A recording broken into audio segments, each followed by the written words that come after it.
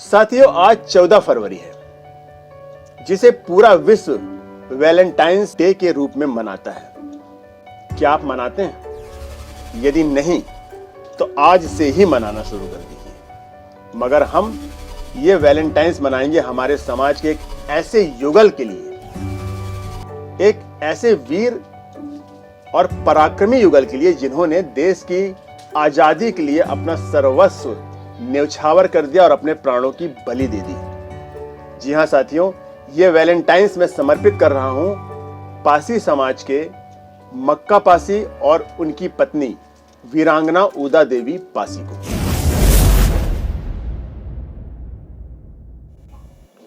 साथियों, वीरांगना उदा देवी की वीरता और शहादत से आप भली भांति परिचित हैं, परंतु आज मैं उनकी बात करूंगा जो उदा देवी के प्रेरणा स्रोत थे। जी हां दोस्तों, आज मैं गुणगान करने जा रहा हूं पासी समाज के उस परम वीर का जिन्हें 1857 के प्रथम स्वतंत्रता संग्राम के अमर शहीद का दर्जा प्राप्त है। और वो परम वीर देशभक्त थे मक्का पासी, जो वीरांगना उदा देवी के पति थे और जो ब्रिटिश ईस्ट इंडिया कंपनी के साथ हुए भीषण युद्ध में लड़ते हुए वीर गति को प्राप्त हुए। उन्हीं के साहस और पराक्रम से प्रेरणा लेकर उदा देवी पासी भी बेगम हजरत महल की महिला बटालियन में महिला योद्धा के रूप में शामिल हो गई थी। दोस्तों, मक्का पासी का जन्म लखनऊ के पास उजरियाव गांव के एक पासी परिवार में हुआ था। साहस और वीरता बचपन से ही इनमें कूट कूट कर भरी हुई थी। इनका विवाह पीलीभीत की वीरांगना उदा देवी से हुआ था। साथियों, यहां मैं इस बात का उल्लेख जरूर करना चाहूंगा कि वीर देशभक्त पासी समाज का इतिहास वर्तमान से परे हटकर समृद्ध और गौरवशाली रहा है। पासी एक शासक जाति रही है।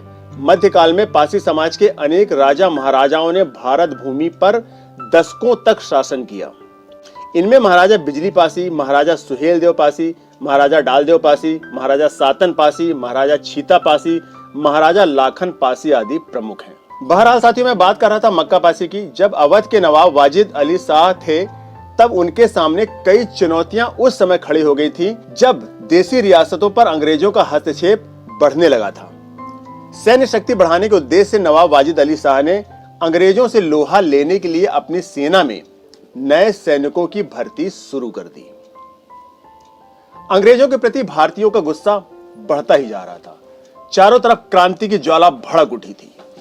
ऐसे में मक्का पासी भी आजादी के लिए लड़ाई में सक्रिय योगदान देने के लिए नवाब की सेना में भर्ती हो गए। उस समय लॉर्ड डलहौजी भारत का वायसराय था और वह लखनऊ को हड़पने का षड्यंत्र कर रहा था। अवध रियासत को हड़पने की योजना के तहत उसने अपने एक दूत को समझौता पत्र लेकर नवाब के पास भेजा। समझौता पत्र की शर्त के अनुसार अवध पर ब्रिटिश ईस्ट इंडिया कंपनी का अधिकार होना था। जब वाजिद अली शाह ने समझौता पत्र पर हस्ताक्षर करने से सिरे से इनकार कर दिया तो उन्हें नजरबंद करके कोलकाता भेज दिया गया। नवाब की अनुपस्थिति में उनकी बड़ी बेगम हजरत महल ने मोर्चा संभाला और अंग्रेजों का मुकाबला करने लगी।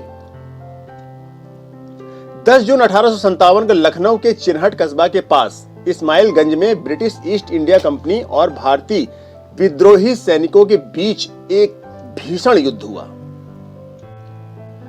इस युद्ध में अंग्रेजी फौज का नेतृत्व हेनरी लॉरेंस ने किया था। वहीं संगठित भारतीय विद्रोही सेना का नेतृत्व मौलवी अहमद उल्लाह शाह ने किया था।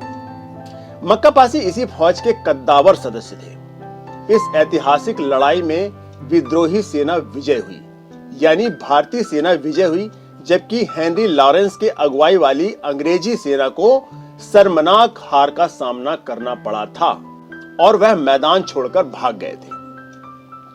इस लड़ाई को भारत के प्रथम स्वतंत्रता संग्राम की सबसे बड़ी उपलब्धियों में से एक माना जाता है। देश को गौरव से भर देने वाली और क्रांतिकारियों का मनोबल बढ़ाने वाली इस ऐतिहासिक लड़ाई में अन्य भारतीय सैनिकों के साथ मक्का पासी की शहादत भी हुई थी। कहा जाता है कि 10 जून 1857 को यह ऐतिहासिक लड़ाई तब हुई जब हेनरी लॉरेंस के नेतृत्व में ब्रिटिश सैनिकों की छोटी सी बटालियन अवध के चिन्हट जाने के रास्ते बाराबांकी से गुजर रही थी।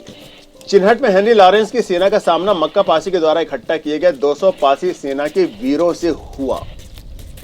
पासियों की सेना ने अंग्रेज सेना पर काल बनकर हमला कर दिया और कई अंग्रेज सैनिकों को मौत के घाट उतार दिया।